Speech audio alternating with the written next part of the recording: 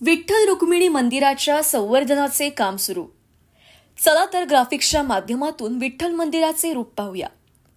मंदिराचं मूळ रूप कायम ठेवून जतन व संवर्धनाचं काम करण्यात येत असून मंदिरात लावण्यात आलेल्या चांदीचं कामही नव्याने करण्यात येणार असून मंदिरातील सर्व चांदी काढून दुरुस्ती करून पुन्हा बसवण्यात येणार आहे. आधीची चांदी काढून ती वितळून आवश्यकतेनुसार भर टाकण्यात येणार आहे. 18 मार्चपासून गर्भगृहातील ग्रॅनाइट काढण्याच्या कामास प्रत्यक्ष सुरुवात करण्यात आली आहे.